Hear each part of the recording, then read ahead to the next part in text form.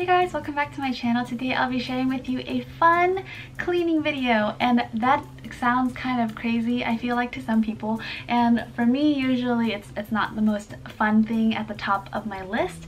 But I've been wanting to do this for over a month, and it's been crazy because there's been a lot of traveling and spending time with family, and that's all been so worth it. But just being back and being able to kind of go through everything that we have and see what we need and get rid of what we don't, and then just making this home actually a place where we can think is something that I'm very much looking forward to. I've been studying a few things about like taking care of the home and things like that, so I wanted to share with you a few notes that I took in my cute little bullet journal notebook. It has been really good inspiration for me to just remember why I'm doing this. It's easy just to want either a clean house or just have things look nice, but really the heart behind it, and I wanted to start with the right heart and have that mentality as I clean, because otherwise it would just turn into a, why do I have to get rid of all this stuff, or I don't want to clean, and those are things I'm tempted to think. But when I am reminded of like why it's important, or like who I can serve by doing this, then it's a lot more fun, because I'm thinking about the end result rather than just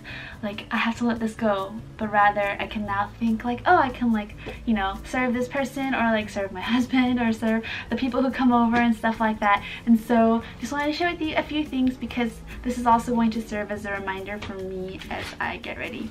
There's this book that I've been reading, and it's been really helpful for me because it's so chock full of information for like cooking, home care, and just like everyday life, marriage, things like that too. And it's called The Christian Homemaker's Handbook, and it's this beautiful yellow book, and I do have it. It was a wedding gift, and it has been very helpful for me. But yeah, I've just been reading it through again, and specifically focusing on the home sections because I need a lot of help there right now. And so I just took a few notes just to kind of keep in mind. And so part of the section asks like, what are your priorities for keeping the home? And my priorities for this is to keep it clean and organized. That's gonna be a really tough thing to do, but I want to do that. I want it to be well designed. This doesn't mean I have to have all the expensive things or make it look exactly like Pinterest or whatnot, but it's just basically to have a good flow and feel for when people come in. The decorations aren't like overwhelming, but it like accents the home nicely.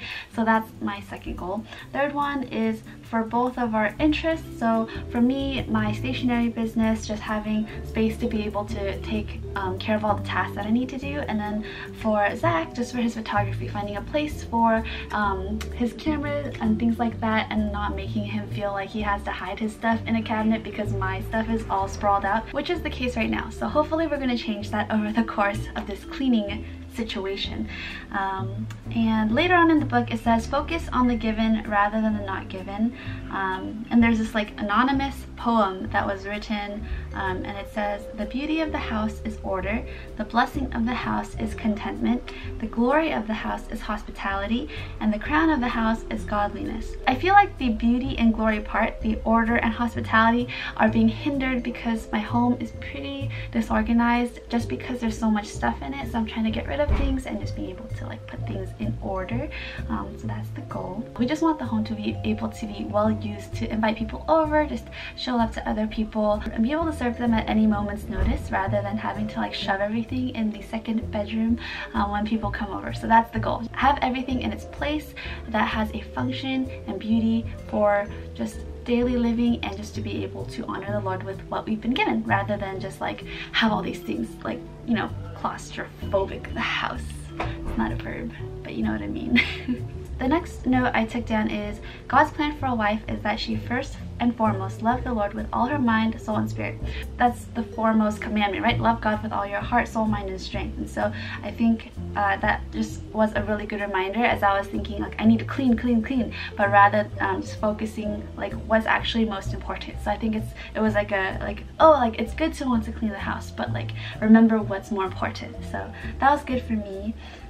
Next it says on page 80, the home needs to be tidy enough and comfortable enough for each person residing in it. I don't think this apartment fits it right now. It's not tidy enough to be hospitable, and it's not comfortable enough to just walk around freely because there's so much stuff.